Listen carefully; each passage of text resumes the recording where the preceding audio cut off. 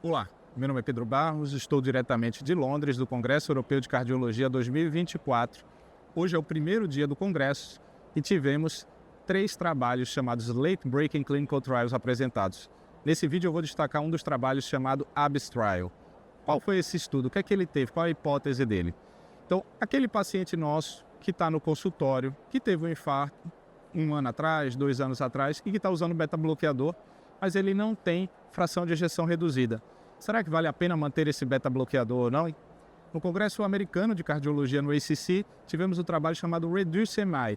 E nesse Reduce-MI, quando o paciente tinha uma fração de ejeção preservada, ou seja, maior ou igual a 50%, não houve um benefício em introduzir o beta-bloqueador de rotina para esses pacientes. Mas aí eu já chamo a atenção. O Reduce-MI, ele foi o quê? Uma estratégia de usar beta-bloqueador de rotina ou não. Não houve um benefício de usar de rotina. Isso quer dizer que no grupo que eu não introduzi de rotina não usou? Não, usou.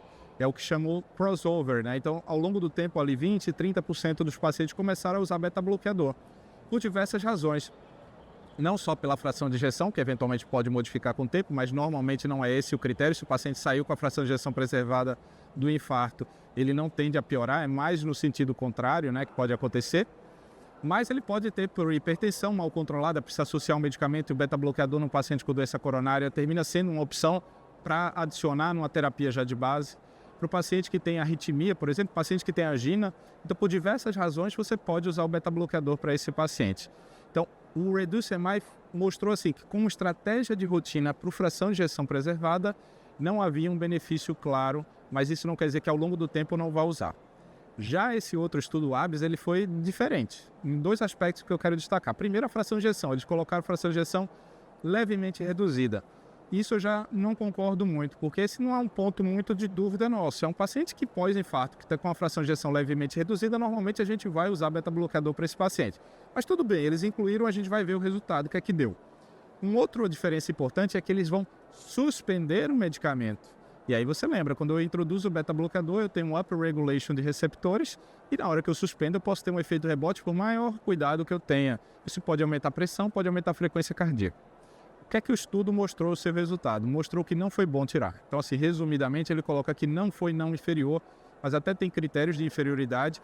E nesse sentido, a mensagem que fica é que não é bom tirar esse beta-bloqueador do paciente se não tiver uma justificativa realmente para fazê-lo. Então, esse é o primeiro ponto que eu queria destacar aqui nesse sentido. Segundo, num paciente que tem fração de ejeção levemente reduzida, ainda mais, eu não devo tirar de forma alguma. Mesmo que esse estudo mostrasse que era não inferior, essa é uma população que é muito específica, que não estava bem representada no estudo, então esse aí eu nem discutiria. Agora, a discussão, colocando os dois em perspectiva, que é o ABS Trial e o Reduce-MI, ou seja, pegando só aqueles que têm fração de ejeção de fato preservada, excluindo o levemente reduzida do ABS Trial, mas só a fração de ejeção preservada, qual a lição que a gente tem? Pelo Reduce-MI, eu não tenho necessariamente a indicação de colocar de cara o beta-bloqueador, mas ao longo do tempo muitos vão precisar, eu vou precisar colocar. E naquele que está usando, a não ser que eu tenha uma justificativa para isso, eu não tiraria o beta-bloqueador. Então essas são as mensagens iniciais. Lógico, a gente ainda vai ver muitos detalhes do estudo, alguns refinamentos nessa mensagem podem acontecer, mas de uma maneira geral, essa seria a perspectiva do que a gente viu, não só durante a apresentação, mas nas discussões após a sessão de Late Breaking Clinical Trials, na sessão de Hotline. Eu sou Pedro Barros, diretamente aqui de Londres, para a nossa cobertura Media IQ. Um grande abraço.